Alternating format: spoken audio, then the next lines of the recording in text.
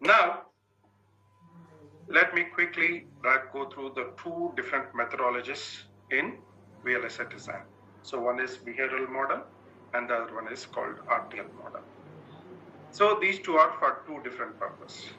Right? Behavioral model is meant for developing your test benches for the verification, and RTL model is good for developing or designing your system. So basically RTL model is used for designing and behavioral model is used for developing the test benches which are used for the verification. So now here, so in the behavioral model, as it is meant for the verification, so we are not going to synthesize it, right? We are not going to fabricate a chip, right? So it is just for a verification. So either it might be a post manufacturing verification, post fab, right? Or the pre-silicon or post-silicon, generally we call it as post-silicon verification or pre-silicon verification. So it is not required to fabricate it. So therefore, the synthesis is not required. So therefore, when the synthesis is not required, so there are no stringent rules for the writing a test bench.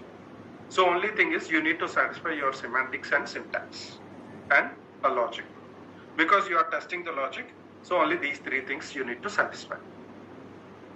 So behavioral code is a higher level and usually it cannot be synthesized.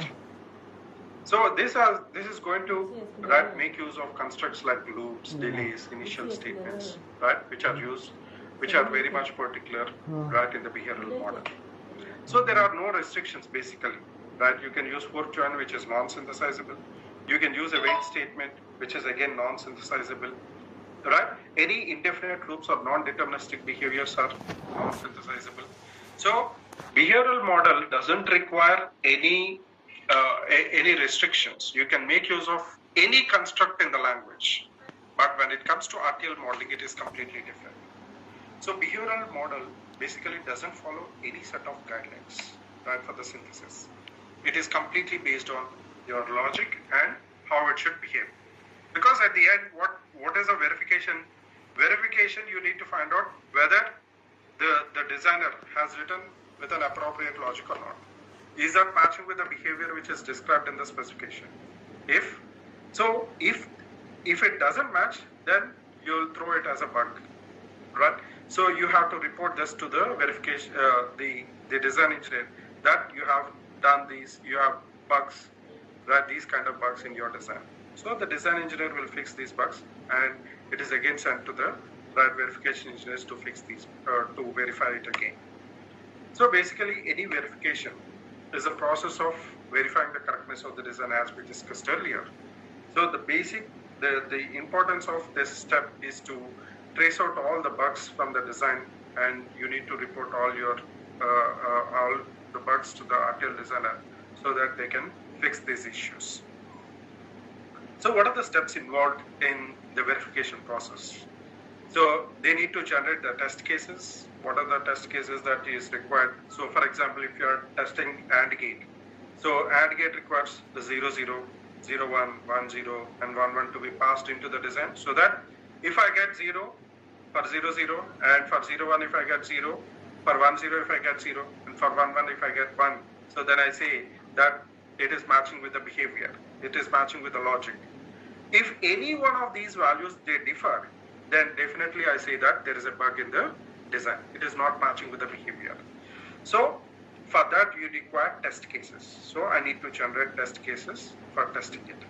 Then push these test cases into the design, and the design will respond with some values. You need to capture these responses, and these responses are compared with the actual expected values. When they are matched, it is free from bugs.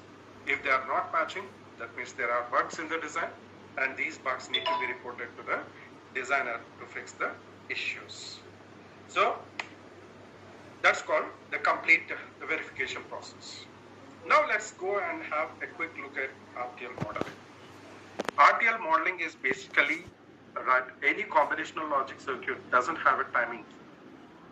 It doesn't have a timing. So if you take AND gate, so whenever A and B changes, your output Y changes.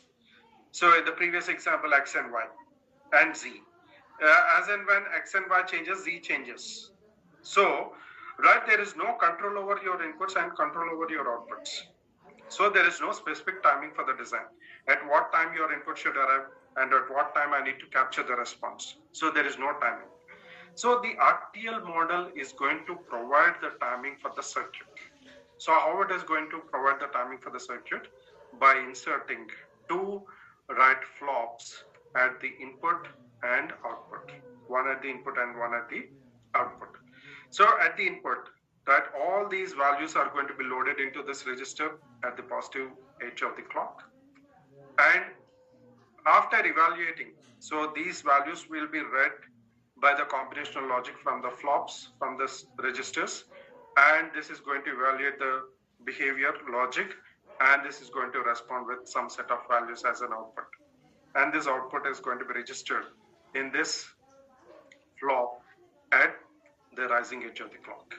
So the time gap between the two successive edges of the clock is called the time period.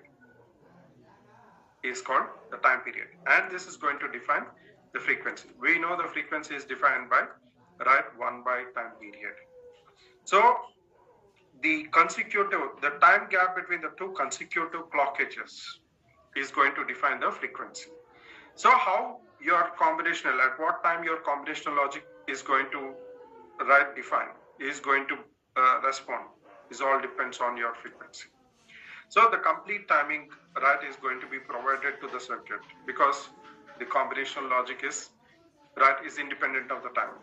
So whenever it gets an input, and it immediately evaluates and it responds, So therefore, a proper timing need to be provided for this so that we know that at what time the inputs are flowing into it and at what time the output need to be captured. So the main purpose of this RTL model is to build the behavior. That is one thing. And the second thing is the providing the timing for the circuit. So now let's have a quick look at the behavioral model. So how many of you have done with a counter design in your VLSI labs? Counter design in your VLSI labs.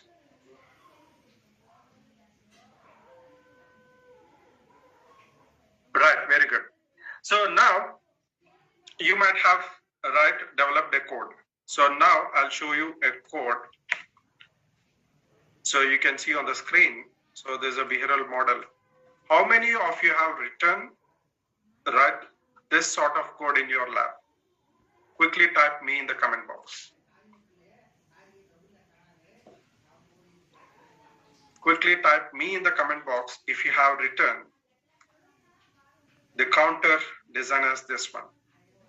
Module count, you are going to define the ports, and then always at passage clock begin if reset count is equal to 0, count is equal to count plus 1, and then module. Yeah, you can see here, there's a good response, 99%, I'll say that 99%, of the students, in the academics, they write this piece of code. And they feel that this is your design, and the same, they'll configure it with the FPGAs. So this is absolutely wrong. So you might ask, sir, we have tested and we got the response. Yes, you'll get the simulation response because the logic is fine, but the behavior is fine, but not the logic.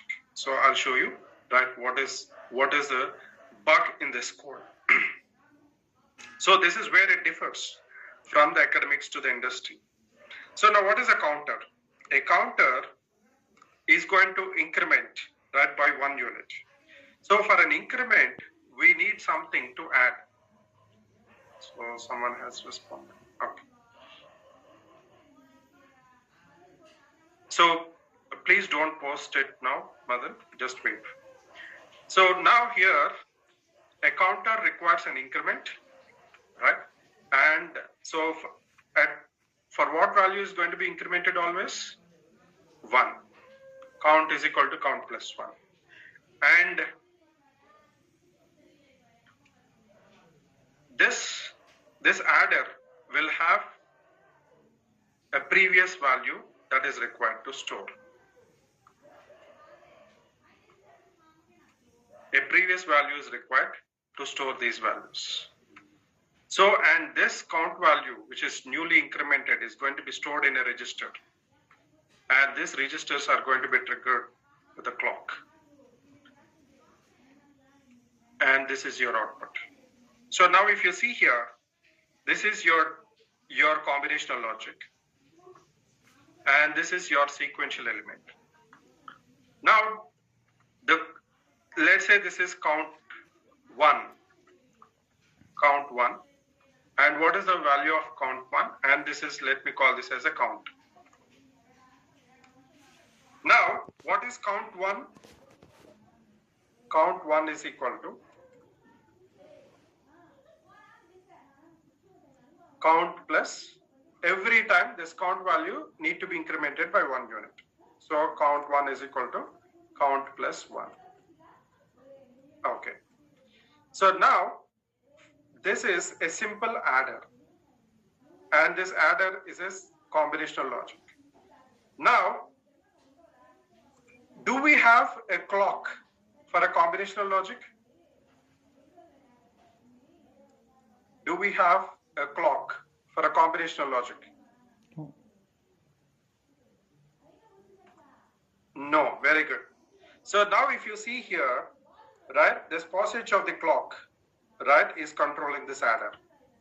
So count is equal to count plus 1 is an adder circuit, and this adder is controlled by the clock. So the addition operation or the combinational logic is that you are providing a clock here. So this is a blunder. So how you need to rectify this? Now you see this. This is a register, right, which stores the count value, and this is right out of this block.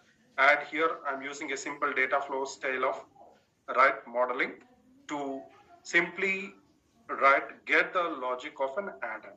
That's it. So adder is completely isolated from the clock. So this is what you need to learn. So if you design this might be good with the behavior, but it is not following an appropriate logic. So these are the skills that you need to learn. So what skill sets you require for getting into this design and verification industry or the VLS industry? So good amount of your digital electronics and a few scripting languages you need to know, and Verilog, system Verilog, the concepts you require for design, as well as you need to learn this Verilog and system Verilog with respect to verification. And finally, when your system becomes more complex, so then you require a good package, a methodology, to make it more that is universal verification methodologies. So it is going to reduce the complexity of the verification. And if you have on top of it, if you have protocol skills like either UART or SPI2C or the bus protocols, it will be much more advantageous. If you have RISC-V processor or any other ARM context, the knowledge, so that is going to be much more helpful. And as you are a fresher, you need good aptitude skills and communication skills. So these are the complete requirements